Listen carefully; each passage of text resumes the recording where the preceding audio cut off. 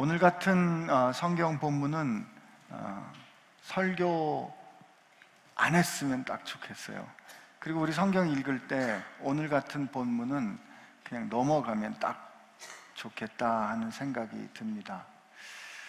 한편은 또 이게 어떻게 이런 일이 일어날 수밖에 없을까를 좀 설명해보고 정당화하고 싶은 그런 생각이 들기도 합니다. 왜냐하면 아브라함은 믿음의 조상이기 때문에 그렇습니다. 믿음의 조상인 아브라함이 살아낸 인생 앞에 설 때, 특히 오늘 같은 일을 읽을 때면 질문이 많이 나거든요. 근데 하나님은 우리를 그 자리 앞에 데려다 놓으십니다. 그리고 하나도 숨기지 않으시고, 거울로 친다면 아주 거울을 깨끗하고 반짝반짝하게 닦아가지고 정확하게 비춰볼 수 있도록 우리를 그 앞으로 데리고 가십니다. 쉽지 않은 일이에요. 그러나 저는 그렇기 때문에 이 성경이 읽어주는 우리의 현실, 혹은 성경이 읽어주는 인간의 모습이 얼마나 진실한가, 그리고 이게 얼마나 사실적인가를 깨닫게 됩니다. 그래서 오늘 여러분들하고 힘들지만 그냥 있는 대로 한번 보려고 합니다. 우선 16장 1절에 이렇게 돼 있어요. 아브라함의 아내 사레는 출산하지 못하였고. 이 첫 번째 선언이 이 상황을 요약해 줍니다. 아브라함의 아내 사레, 지금 사레 얘기를 하는데 사레에 대한 설명이 두 가지가 있어요. 사레가 누구인가, 사레의 정체성을 설명해 주는데, 아브라함의 아내예요. 아브라함의 아내가 첫 번째인데, 아브라함의 아내 사레는 아기를 못 낳았습니다, 이런 겁니다. 3절에 보면 지금 가나안에 산 지 10년째 된다 그랬는데, 여러분, 아브라함이 살았던 시대에 아기를 낳지 못한다는 것은, 후사를 생산하지 못한다는 것은 이 아내로서 가장 큰 흠결이었습니다. 그 당시 인간의 정체성을 결정하는 것은 어떤 집안에 태어났는가, 혹은 어떤 집안에 속해 있는가, 그리고 그 당시 이 근동지방의 사회를 구성하는 가장 기본적인 단위, 안전하고 확실한 단위가 가족이었거든요. 그런데 그 가족의 후사를 잇지 못한다는 것은 굉장히 큰 흠결이었단 말이에요. 과거에 우리하고도 비슷했죠. 가문이 중요했기 때문에 아들을 못 낳는 며느리, 칠거지약, 이 칠거지악이라는 것이 며느리를 쫓아내도 괜찮은 7가지 잘못 중에 아들을 낳지 못하는 것이 있었거든요. 근데 고대 근동 지방에 아들을 낳지 못한다 그랬을 때, 그 당시 이 결혼과 관련된 고증의 자료들을 보면 이때 대개 한 4가지쯤의 옵션이 있었습니다. 첫째, 결혼 관계를 파하고 새로운 부인을 드립니다. 혹은 중혼을 하는 거예요. 이 부인을 놔두고 다른 부인을 들이되 부인으로서의 권한을 다 줍니다. 셋째는 자식을 낳아줄 방법을 택합니다. 우리도 그런 게 있었죠. 씨바지, 서로게이트 마더예요. 대리모를 구하는 거예요. 그리고 4번째가 양자를 구하는 겁니다. 15장에 아브라함은 4번째 접근을 했는데 하나님이 아니라 그랬어요. 그런데 사라는 지금 3번째를 생각하고 있는 거예요. 당대에는 그게 아주 가능한 상식적인 옵션이었습니다. 근데 더군다나 사례가 어려운 건 무슨 뜻이냐면, 아브라함이 약속을 받았어요. 아브라함이 하나님께 내 자손이 번성할 거라고 약속을 받았고, 15장에 하나님이 시청각으로 저 하늘의 별들을 보여주시면서 저 하늘의 별들을 누가 셀 수 있다면 내 자손을 셀 수 있을 거야, 그렇게 말씀을 하신 다음에 하나님은 급기야 계약서까지 쓰셨거든요. 짐승을 쪼개고 그 사이를 하나님이 지나시는 약속을 해주셨습니다. 물론 15장까지의 집중되는 부분은 땅에 있지만 하나님께서 분명히 약속을 해주셨는데, 자녀를 낳을 거라고 해주셨는데 자녀가 없는 거예요. 당대 사회에서 아기를 낳지 못하는 여자인데, 더군다나 약속이 있음에도 불구하고 아기를 낳지 못한다는 것은 사례가 하나님으로부터 어떤 평가를 받은 게 아닐까? 사례가 하나님께 뭔가 잘못한 것이 아닐까? 그러니까 하나님께서 저렇게 하신 것이 아닐까? 이런 생각과 판단이 그냥 자연스럽게 들 수 있는 상황이에요. 힘들죠. 여러분, 아브라함의 아내 사례가 이랬다는 말은 마치 거울과 같이 사례의 남편 아브라함은 자식이 없더라, 이것과 같습니다. 이건 두 사람 공동의 문제예요. 그렇게 됐을 때 이 상황을 풀 수 있는 단서가 있는데, 그에게는 한 여종이 있으니 애굽 사람이요 이름은 하갈이라, 이렇게 되어 있습니다.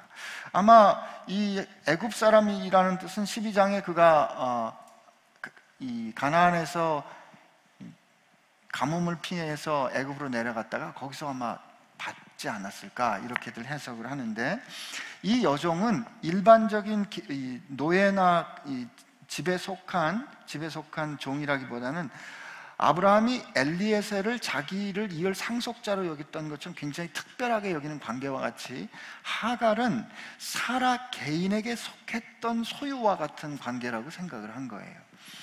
그래서 사라가 아브라함에게 이릅니다. 2절에 이렇게 돼 있어요. 우리 한번 2절 말씀 한번 같이 읽어봅시다. 시작. 사레가 아브라함에게 이르되 여호와께서 내 출산을 허락하지 아니하셨으니 원하건대 내 여종에게로 들어가라. 내가 혹 그로 말미암아 자녀를 얻을까 하노라 하매 아브라함이 사레의 말을 들으니라. 간단하게 요약이 되어 있지만, 사레가 아브라함에게 이르는데 이 상황을 사라가 어떻게 보고 있는지는 그의 첫 말에 나옵니다. 여호와께서 나로 출산을 하지 못하게 하셨다.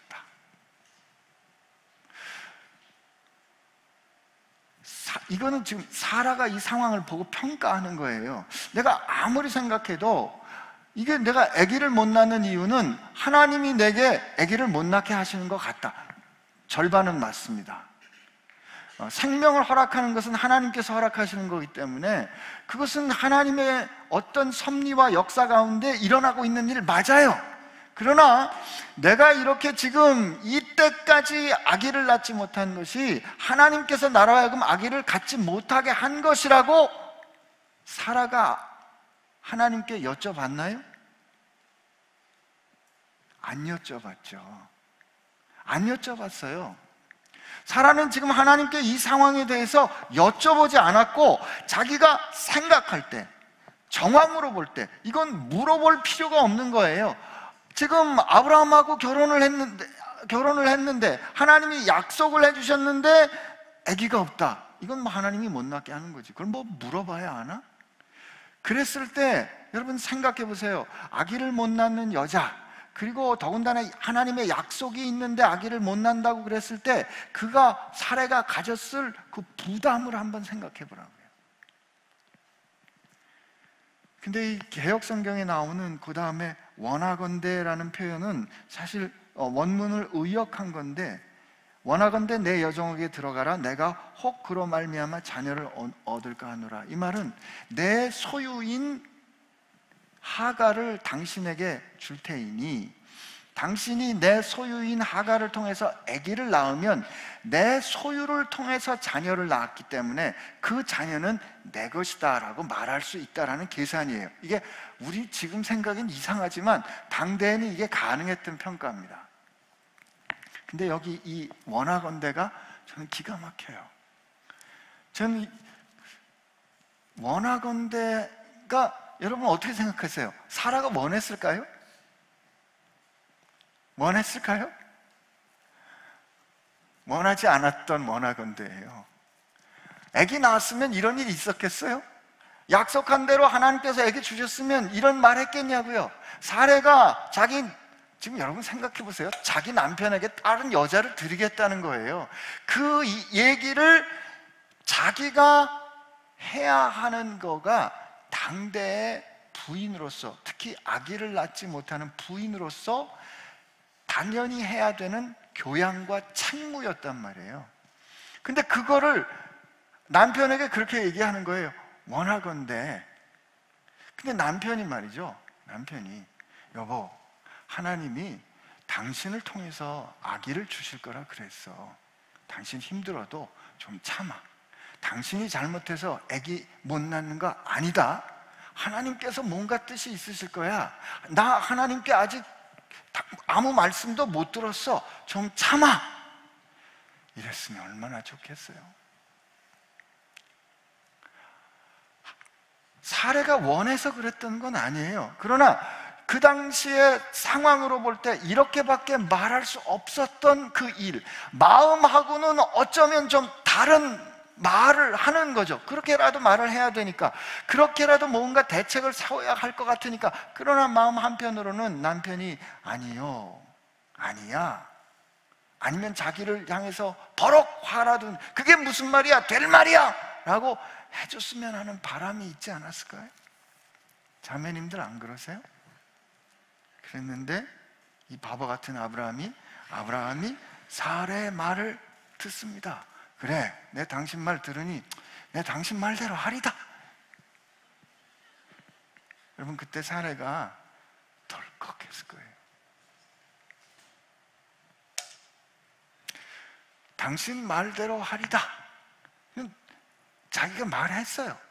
말했지만 그 말한 대로 자기 몸종 하갈이 남편과 동침하는 거를 봐야 하는 사라의 심정 말이에요.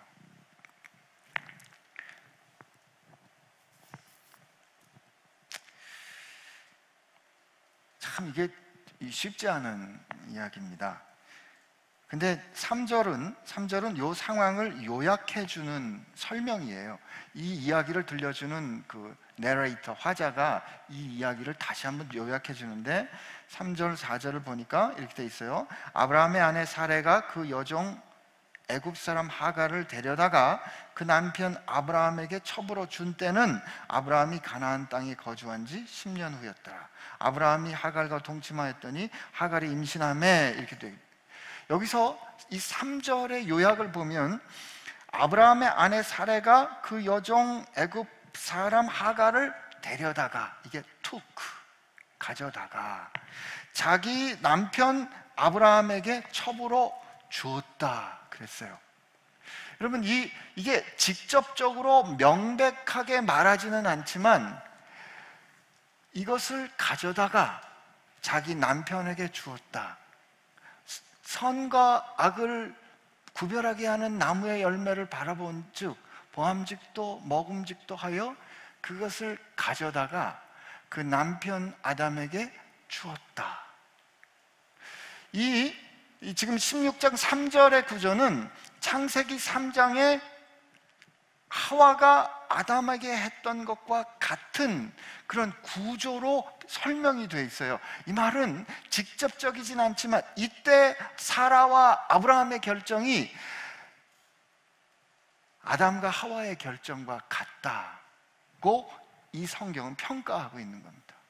왜요? 이때 힘들고 어려웠을 때 사라가, 아브라함이 하나님께 여쭤봤어야 돼요. 우선 사라가, 하나님, 우리한테는 이런 방법이 있는데 하나님, 이게 이렇게 하면 어떨까요? 여쭤봤어야 돼요.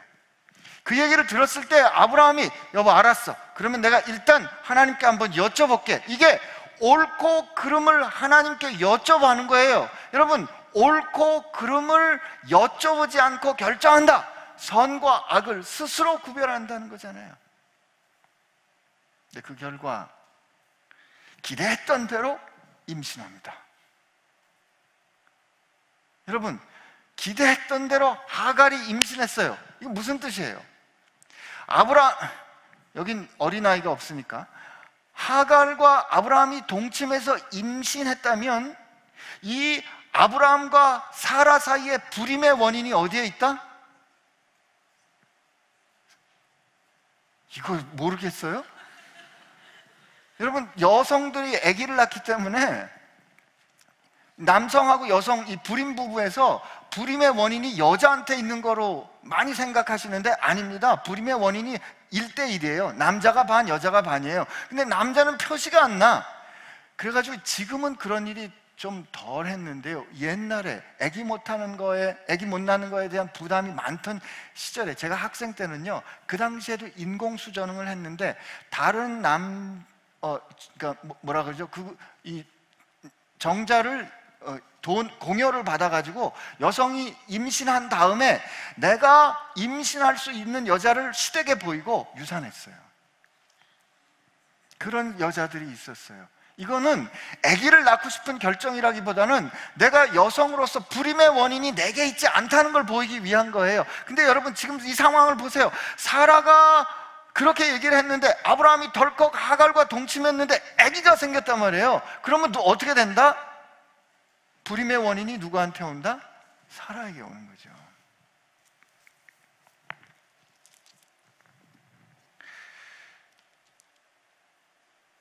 그러니까 이 하갈이 임신하니까 하갈이거든요. 하갈이 자기의 임신함을 알고 그 여주인을 멸시한지라 이렇게 돼 있어요. 근데 이 멸시한다는 말은 저는 일단은 이 집안의 가업을 잃을 아들이 이제 이 하갈을 갖게 됐죠. 여러분, 제가 이거 설명하지 않아도 하도 드라마에서 많이 보셔서 아시죠? 원자아기 씨를 생산하셨습니다. 이런 거 말이에요. 지금 딱 그런 상황이에요.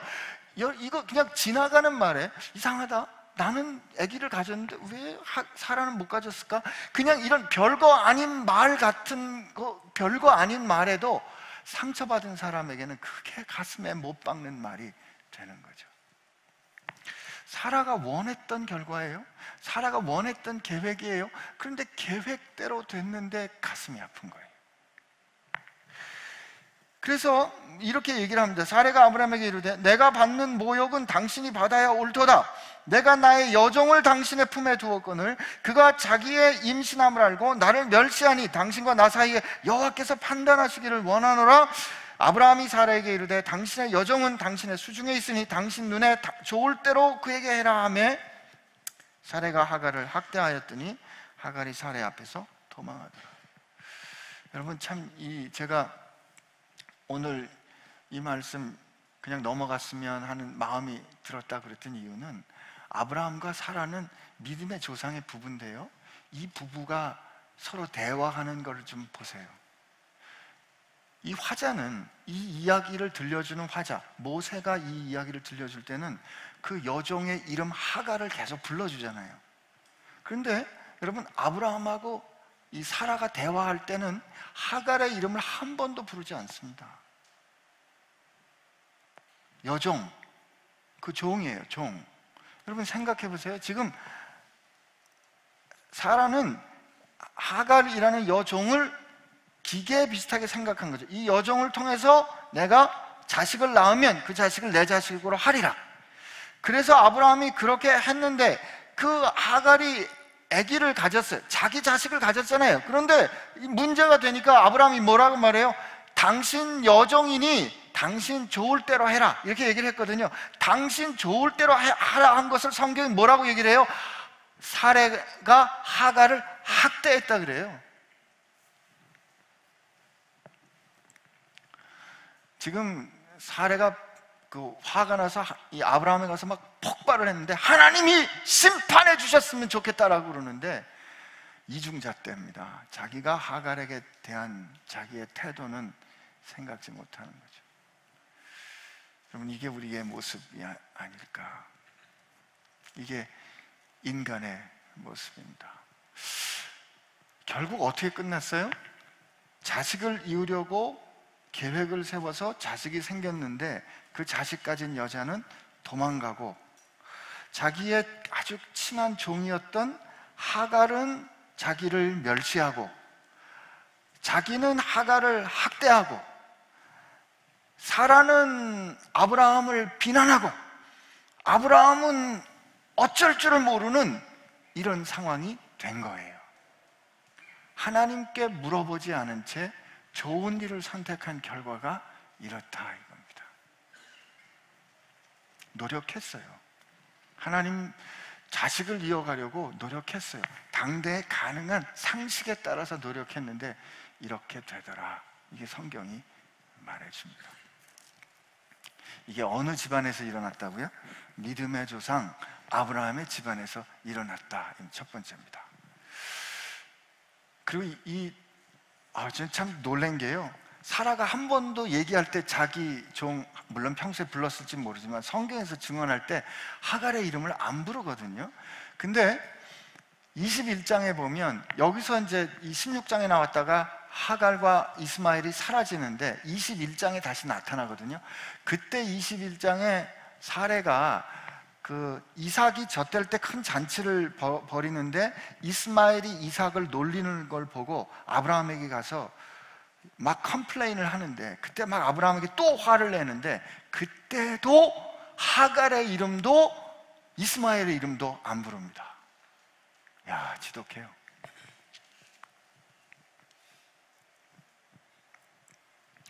이 다음에 사라 만나야 될 텐데 오늘 좀 제가 설교한 거에 대해서 섭섭할지 모르겠어요. 그래서 하갈이 도망 나가고 7절에 보니까 여호와의 사자가 광야 샘물 곁 곧 술로 가는 길 샘 곁에서 하갈을 만납니다. 그런데 그 8절에 보니까 사레의 여종 하갈아, 내가 어디서 왔으며 어디로 가느냐라고 그에게 묻습니다. 그러니까 하갈이 대답하기를 나는 내 여주인 사레를 피하여 도망하나이다. 저는 하갈이 이스마엘을 낳았고 그 이스마엘의 자손과 이삭의 자손이 지금까지 싸우고 있기 때문에 마치 하갈이 뭔가 대단히 큰 잘못을 한 여자처럼 평가를 받는데, 사실은 하갈은 이 구조에서 피해를 받은 사람 같습니다. 근데 이 하나님의 천사가 하갈을 부를 때 사레의 뭐라고요? 사레의 여종 하갈아, 그렇게 그를 부르고 그가 대답할 때 나는 내 여주인 사레를 피하여 도망했습니다. 이렇게 오늘 우리가 이 말씀, 이 서사 가운데 사람을 부를 때 누구누구의 누구, 아브라함의 아내 사레, 사레의 여종 하갈, 이렇게 관계를 통해서 그를 부르는 걸 볼 수 있어요. 여러분, 굉장히 중요합니다. 근데 지금 이 형편이 어떻게 됐냐면 이 사레의 여종인 하갈이 사레를 피해서 도망갔는데, 그를 피해서 도망갔어요. 근데 그의 그 형편이 지금 어떠냐면 하나님의 사자가 나타나서 사레의 여종 하갈아, 내가 어디에서 와서 어디로 가느냐 이렇게 물어봤더니 저는 내 여주인을 피해서 도망왔습니다 라는 절반의 대답밖에 못하잖아요. 여러분, 이게 우리 현실이에요. 우리가 어떤 상황과 어려움을 피해서 도망은 갔는데 어디로 갈지 모르겠는 게 그 절박함이 우리의 현실인 거죠. 제가 아까 좀 전에 말씀드린 대로 다시 가서 이 이야기 가운데 하나님께서 우리 자신을 이해할 때 관계를 통해서 이해하는 이 부분을 가르쳐 주십니다. 사레는 아브라함의 아내였어요. 저도 마찬가지입니다. 저도 김동현이라는 여자의 남편으로 살아요.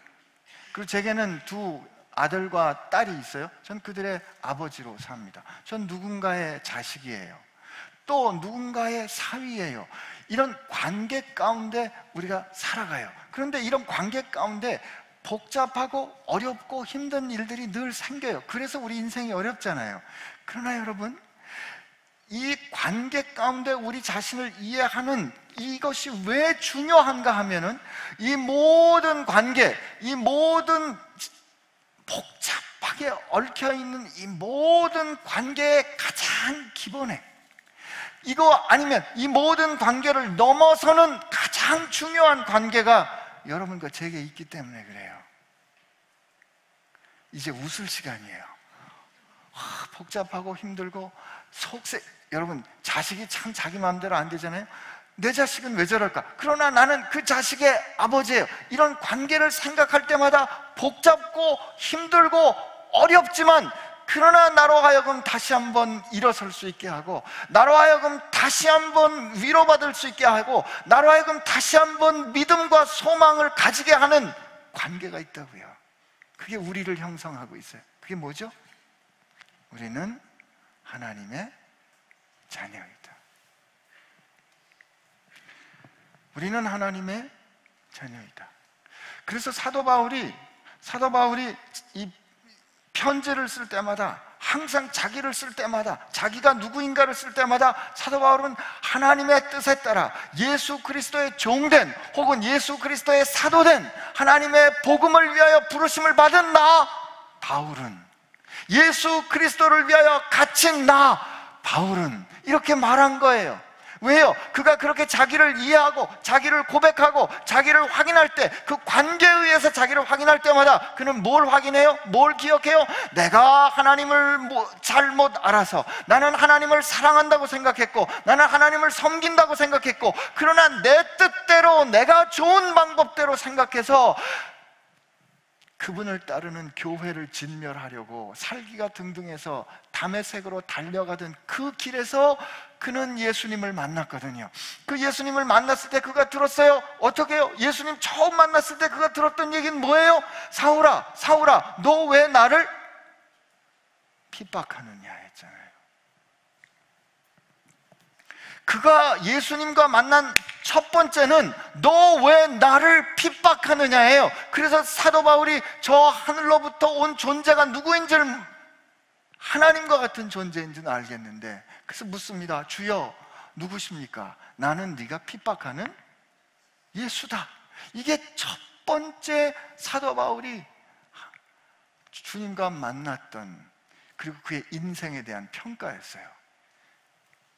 그런데 어떻게 나중에 들어요? 너는 이방인을 위하여 택한 나의 그릇이다 됐잖아요. 그렇기 때문에 사도 바울은 자신이 어떤 관계, 예수님께 어떻게 선택을 받았는지를 알기 때문에 그 모든 상황에서 항상 시작할 때 하나님의 뜻에 따라, 하나님의 택정함을 입어 예수 그리스도를 통해 사도로 보내심을 입은 나 바울은 이렇게 자기를 이해했던 겁니다. 여러분, 세상을 살아가는 동안에 여러분을 불러주는, 여러분을 정의하는 여러 관계들이 있을 거예요. 어떤 관계는 영광스럽고, 어떤 관계는 자랑스럽고, 그런 어떤 관계는 무지하게 창피할 거예요. 나는 도대체 이것만은 좀 지웠으면 좋겠어요. 나는 도대체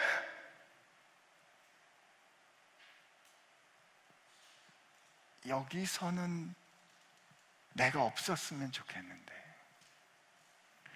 근데 그 관계를 인정하고 그 현실 앞에 이렇게 서면 말이에요, 도저히 대책이 안 보이는 거예요. 그냥 앞을 봐도 막막하고, 뒤를 보면 호랑이가 쫓아오고, 옆으로 보자니 낭떠러지고, 오른쪽을 쳐다보니 백척간도인 이 상황 가운데 내가 있는 이 관계를 내가 도저히 부인할 수 없을 때, 그때 여러분이 기억해야 되는, 그때 여러분이 다시 붙잡아야 되는 여러분의 관계는, 나는 하나님의 사랑받은 예수 그리스도의 생명으로 그의 자녀된 나라고 기억해야 돼요. 여러분, 잊지 마십시오. 여러분이 누구인지를 잊지 마십시오. 이게 분명하게 보이지 않기 때문에 헷갈리는 거예요. 하나님은 오늘 그래서 아브라함과 사라에게 내가 너를 기억한다라고 말씀하셨으면, 하나님 아브라함이잖아요, 사라잖아요. 그렇게 우리는 핑계하거든요. 저는 그 정도 못 되잖아요. 그렇기 때문에 하나님은 오늘 사라를 통해서 보여주시는 거예요. 여러분, 아브라함과 사라는 지금 우리가 볼 때 좀 너무하다, 무정하다, 무심하다, 어떻게 저렇게 자기 생각만 할까, 인생 참 복잡하게 된 문제를 보여주는 대신에, 여러분, 하갈은 이집트 여자로 몸종인 누군가 대리모, 그러나 학대받고 쫓겨난 이 하갈이 말이에요, 하나님을 만나잖아요. 그래가지고 그 다음에 인생 어떻게 갈지 모를 때 하나님께서 말씀하십니다. 9절에 보니까 여호와의 사자가 그에게 이르시되 너 여주인에게로 돌아가서 그 수하에 복종하라. 이게 말이 되는 얘기예요? 지금 자기를 죽이려 학대해서 도망 나왔는데 하나님도 넘어가시지 다시 그리로 돌아가래요.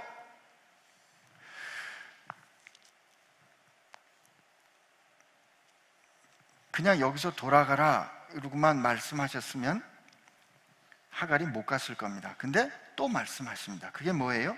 여호와의 사자가 또 그에게 이르시되 내가 내 씨를 크게 번성하여 그 수가 많아 셀 수 없게 하리라. 아브라함에게 주셨던 그 약속과 같은 약속을 줍니다. 그리고 11절 우리 한번 같이 읽어봅시다. 시작.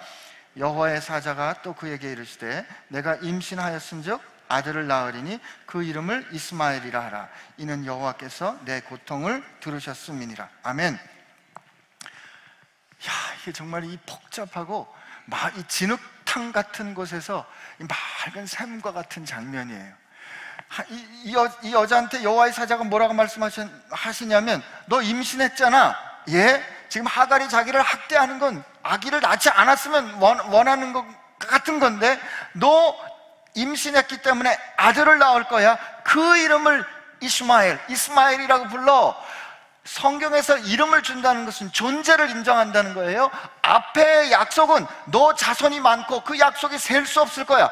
큰 약속인데 구체적이지 않아요. 그런데 지금 그 약속이 구체적으로 어떻게 성취된다? 아직 이삭이라는 이름도 나오기 전이에요. 아기를 낳기도 전이에요. 그런데 하나님이 뭐라고 말씀하시냐면 사자를 통해서 말씀하시기를 너 지금 임신했고 아들을 낳을 건데 그 이름을 이스마엘이라고 불러. 왜냐하면 말이야 하나님이 너를 들으셨기 때문이다.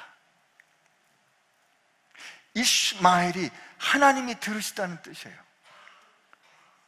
여기서 질문. 하갈이 하나님께 하나님 나를 도와주세요 라고 기도했나요? 기도했다고 여기 나오나요? 하갈이 도망가면서 여호와여 나를 도와주세요 라고 외쳤나요? 아니잖아요.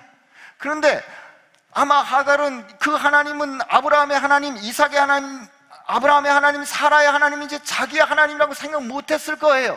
하갈은 그냥 사례의 학대를 피해서 도망갔을 뿐이에요. 그가 도망가며 죽게 된 그 마음 가운데 있었던 신음소리를 지금 하나님이 뭐라고 말씀하시냐면 하나님이 들으셨다는 거예요.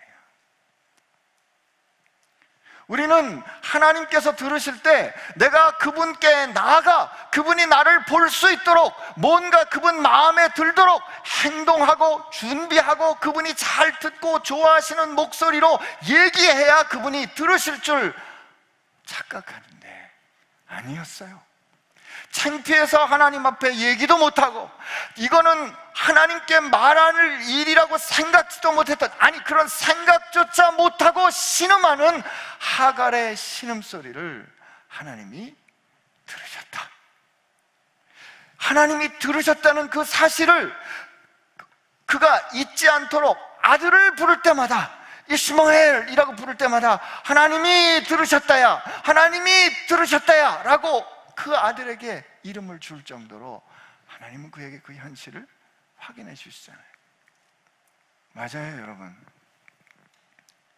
이스라엘이 애굽 땅에 살면서 여호와의 이름을 잊어버렸을 때, 그들이 이스라엘의 노예로, 애굽의 노예로 살면서 신음할 때 하나님이 모세를 부르실 때 뭐라고 그래요? 내가 내 백성의 신음을 보고 들었다, 그 말씀하십니다. 하나님은 말이죠, 우리가 하나님을 알기 전부터 우리를 알고 계십니다. 우리가 아직 원수 되었을 때 하나님이 우리를 먼저 사랑하셔서 자기 아들을 주시사 우리를 향한 하나님의 사랑을 확증하셨다. 이게 성경의 증언이에요. 하나님은 오늘 우리에게 이 이야기를 통해서 들려주십니다.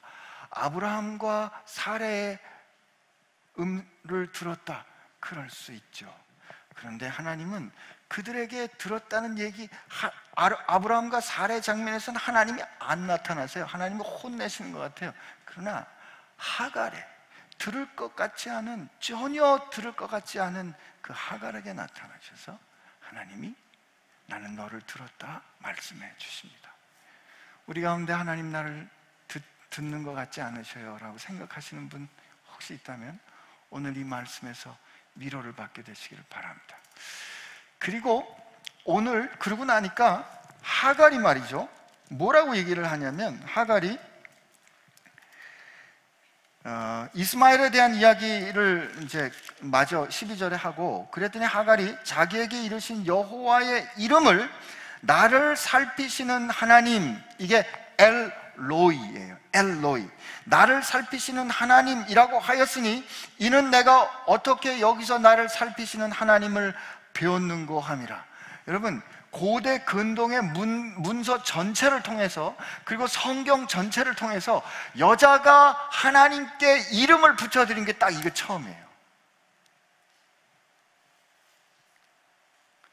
근데 하갈이 말이죠, 나를 보시는 하나님이라고 그분을 이름을 당신은요 나를 보시는 하나님이십니다. 엘로이이십니다. 그랬을 때 그래서 그가 있던 그 샘을 부엘 라헤 로이라고 부르는 거예요. 이게 the well of the living one who sees me, 나를 보시는 그 살아계신 분의 샘물이라고 그 이름을 붙였던 거예요. 여러분, 그런데 하나님께서 그 이름 마음에 안 드셨으면 그 이름 받지 않으셨을 거예요. 그런데 하나님은 그 하갈의 이름을, 하갈이 부르는 그 이름을 받아 성경에 기록해 놓으십니다. 그래서 하갈이 아브라함의 아들을 낳음에 아브라함이 하갈이 낳은 그 아들의 이름을 아들을 이름하여 이스마엘이라 하였더라. 하갈이 아브라함에게 이스마엘을 낳았을 때 아브라함은 86세였더라. 하갈이 도망갔다가 다시 아브라함에게 돌아왔어요. 근데 성경은 보니까 말이에요, 하갈이 사라에게서 도망 나갔다가 다시 돌아왔는데, 돌아오고 나서 우리가 생각하기로 사레와 하갈이 화해하였더라, 사레가 용서를 구하였더라, 아브라함이 이 둘 사이를 중재했더라, 이런 얘기가 있다 없다? 없어요. 그리고 제가 말씀드린 것처럼 21장에 보니까 여전히 사레의 마음 가운데는 이스마엘에 대한 어려움과 갈등이 남아 있었다고요.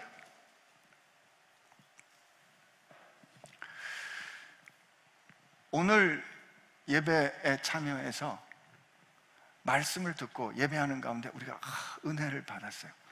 아니면 성경 말씀을 읽는 가운데 깨달음을 얻었어요. 아니면 어느 수련회를 가서 크게 은혜를 받았어요. 하나님 나를 사랑하시는구나, 하나님 나를 이끌어 가시는구나 알았어요. 그리고 돌아가면 삶이 확 바뀌어 있어야 될 것 같은데 삶은 그대로 있다. 이게 믿음의 현실이다 이거예요. 근데 우리는 보통 그렇게 하나님을 만나고 났으면 바뀌어야지, 그리고 만나고 났으면 아니 좀 바뀌어야지, 그게 하나님 만난 건 말이 잘 안 나오나, 하나님 만난 건 맞는 거 아니에요? 하나님 만난 거 맞는 거 아니에요? 그러나 오늘 하갈은 그렇게 돌아가서 아기를 낳았는데 그 집안의 갈등은 그대로 있습니다.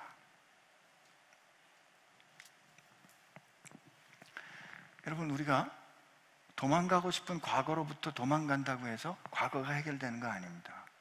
주님은 오히려 우리에게 과거와 직면하도록 하세요. 요한복음 4장에 수가성 여인을 만났을 때 주님께서 갑자기 이런저런 질문을 하는 중에 너 남편을 데려와라 그랬더니 남편이 없습니다. 그랬더니 뭐라 그래요? 네 말이 옳다. 네가 전에 남편이 5 있었는데 그 남편하고는 다 헤어졌고 지금 사는 그 남자도 네 남편이 아니다. 이런 걸 confrontation이라고, 현실과 직면하도록 발가벗겨 놓으시는 거죠.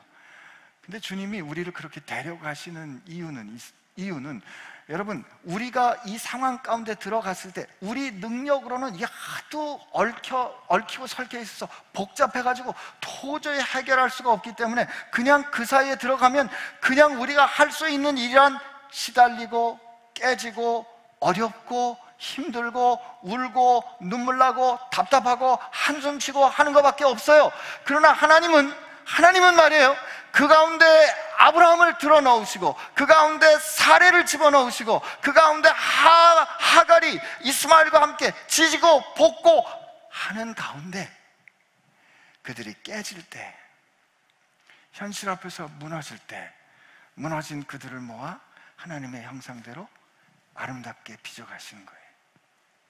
여러분에게 대책이 있는 게 아니에요. 그분에게 해결책이 있습니다.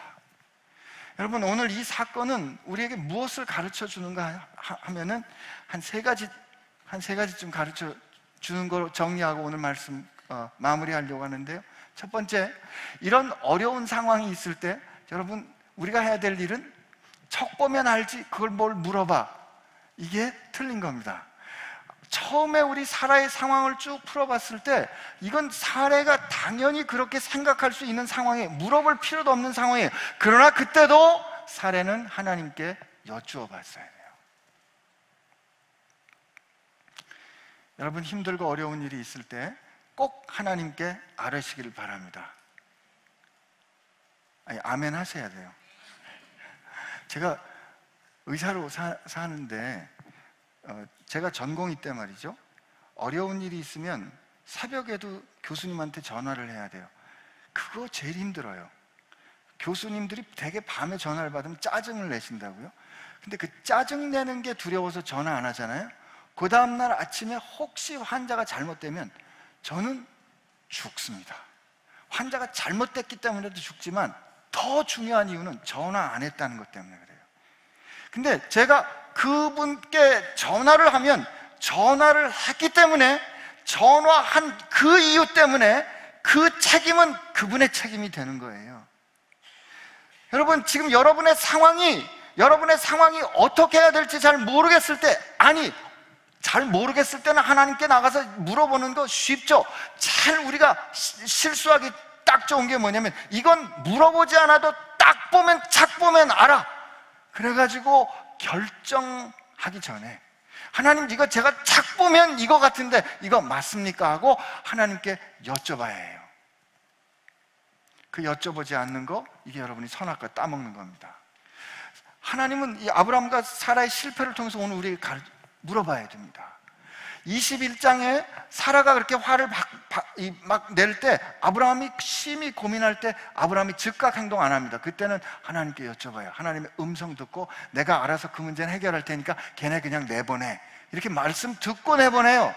21장으로 가면서 아브라함이 그렇게 바뀐다고요. 16장에서는 그냥 그래 당신 말대로 합시다 그랬다가 똑같이 부인이 그렇게 화낼 때 그가 즉각 행동하지 않고 하나님의 음성을 들어 행동했어요. 여러분, 이게 뭘 가르쳐줘요? 하나님은 이런 상황을 통해서 우리가 깨지고 어렵고 씨름하고 실패하는 우리를 통해서 하나님께서 이끌어 가시는 동안 가운데, 우리는 다 설명할 수도 없고 우리는 다 이해할 수도 없지만 그 하나님이 이끌어 가시는 과정을 통해서 우리를 믿음의 사람으로 빚어가신다.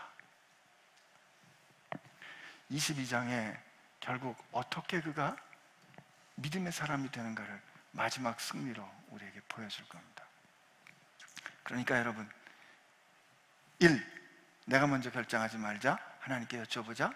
그리고 하나님 앞에서 고민하자. 그리고 도망가지 말자. 쉽지 않죠? 오늘 성경 말씀 원래 힘든 거였어요. 여기서 뭐 시원한 해결책 받으려고 생각하시면 안 됩니다. 그러나 그래도 우리 하나 좀 뭔가 소망을 가지고 가야 되잖아요. 여쭤볼 때 왜 소망이 생기는가? 예수님이 가르쳐 주셨어요. 나면서부터 소경된 사람이 있었잖아요. 나면서부터 소경이 된 거는 그 당시 이해로 보면 병이 난 거는 죄를 졌기 때문이에요. 하나님이 죄 때문에 병을 주신, 징벌을 주셨는데 나면서부터 소경됐단 말이에요. 요한복음 9장 얘기예요. 그러면 나면서부터 소경이 됐으면 이 애가 얼마나 독한 녀석이면 엄마 뱃속에서 죄를 졌나? 뱃속에서도 죄를 질 수 있나? 이게 랍비들 간에 굉장히 심각한 신학적인 논쟁이었어요. 그러면 애가 뱃속에서도 죄를 짓지 않는다, 걔가 어떻게 뱃속에서 죄를 짓겠어? 그렇다면 이건 부모의 죄 때문에 애가 저렇게 된 거 아닌가? 그게 제자들의 질문이에요. 저가 저렇게 나면서부터 소경된 게 자기 죄 때문입니까? 아니면 부모의 죄 때문입니까? 이렇게 봐도 심각한 죄인이고 저렇게 보면 죄인의 아들이잖아요. 근데 예수님이 뭐라고요? 예수님께 여쭤봤더니 예수님 뭐라 그러세요? 자기 죄도 부모의 죄도 아니다. 하나님이 그에게서 하시는 일을 보이기 위함이다. 여러분, 인생 우리가 완전히 우리 뜻대로 일을 완전히 망쳐놨을 때, 그때 말이에요, 하나님 앞에 가지고 나가세요. 하나님, 나 어떻게 하면 좋아요? 제가 이렇게 완전히 망쳤어요. 하나님, 잘못했어요. 잘못했어요. 죄송해요, 하나님. 그때 하나님께서 하나씩 여러분에게 가르쳐 주실 겁니다. 그런 뜻에서 오늘 16장의 아브라함과 사라의 실수가 여러분에게 위로와 격려가 되기를 축복합니다. 우리 이 찬송 같이 하고 같이 기도했으면 좋겠어요. 하나님, 내 마음을 좀 봐주세요. 보소서 주님, 나의 마음을 선한 것 하나 없습니다. 그러나 내 모든 것 주께 드립니다. 사랑으로 안으시고 날 새롭게 하소서. 보소서 주님, 나의 마음을 선한 것 하나 없습니다. 그러나 내 모든 것 주께 드립니다. 사랑으로 안으시고 날 새롭게 하소서. 주님 마음 내게 주소서. 내 아버지, 주님 마음 내게 주소서. 나를 향하신 주님의 뜻이 이루어지도록 주님 마음 내게 주소서. 우리 하나님 앞에 오늘 이렇게 결심하며 기도합시다. 하나님, 우리 인생 가운데 참 해결이 어려운 문제들이 있습니다. 그 문제는 생각하기도 대면하기도 두렵고 싫습니다. 그러나 하나님, 오늘 그 문제 제 뜻과 제 판단으로 해결하려고 생각했었는데, 하나님, 그냥 있는 거 그대로 가지고 가서 대면하기 힘들지만 그 자리로 돌아가서 그 자리에서 주님께 여쭈렵니다. 주님, 어떻게 하면 좋을까요? 도와주세요. 저 힘들어요.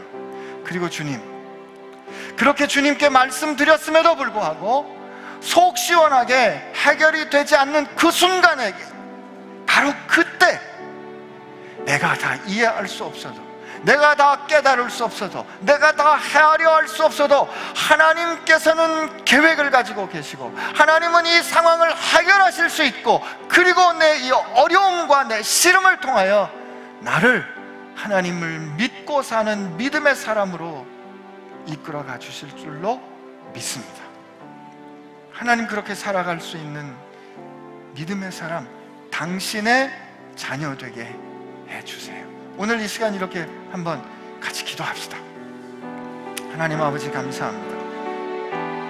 우리 가운데 어려운 문제를 가지고 삽니다. 힘든 일 가지고 삽니다. 해결 안 되는 일들이 참 많습니다. 네, 개인적인 일도 있고 가정의 일도 있고 직장의 일도 있고 이 세상을 봐도 그렇습니다. 그러나 하나님, 우리가 우리 노력과 우리 판단을 가지고 하기 전에 먼저 하나님 앞에 나아가 이 상황을 하나님 앞에 고백하고, 그리고 하나님께서 주시는 말씀, 그리고 하나님 앞에서 하나님 뜻대로 살려는 열심과 노력, 하나님 생각하시는 그대로 살아가려는 그 마음을 가지고 따르는 하나님의 사람들, 그 믿음의 사람들 되게 하여 예, 주님, 오늘 쉽지 않은 성경 말씀을 읽었습니다. 이 쉽지 않은 성경 말씀이 마치 거울처럼 쉽지 않은 우리의 현실을 비추어주는 것 같습니다. 한편 위로가 되기도 합니다. 믿음의 조상 아브라함과 사라도 저렇게 지지고 볶았는데 보통 사람인 우리야 뭐 그렇게 지지고 볶는 게 당연한 일 아니겠습니까? 그러나 하나님, 저희를 지켜주셔서 우리로 그들처럼 실수하지 않도록, 우리 생각에 좋은 일, 우리가 척 봐서 하는 일 우리 뜻대로 행하지 않고 하나님께 여쭈어 하나님 뜻에 순종하려는 마음과 결심으로, 태도로 이 문제들을 대할 수 있도록 주님 우리를 인도하여 주옵소서. 그리고 주님, 우리 모두에게 믿음을 허락해 주셔서 이 삶의 상황을 하나님이 붙들고 계시는 것 보게 하여 주옵소서. 하나님, 영 망쳐버렸기에 도저히 수습할 수 없는 인생을 당신의 생명으로 값주어 사셔서 구원해 주신 우리 주님 예수 그리스도의 은혜와 우리 가운데 착한 일을 시작하시고 마침내 마지막까지 이루시는 아버지 하나님, 우리 아버지 하나님의 사랑하심과 우리가 힘들고 어려울 때마다 우리가 하나님의 자녀인 것을 증언해 주시는, 보증해 주시는 성령님의 역사하심, 이제 하나님께 묻고 어려운 문제 하나님께서 해결하실 수 있음을 믿어 삶을 살기로, 용기 있게 살기로 새롭게 결심하는 사랑하는 지체들과 함께 하시기를 주의 이름으로 축원하옵나이다. 아멘.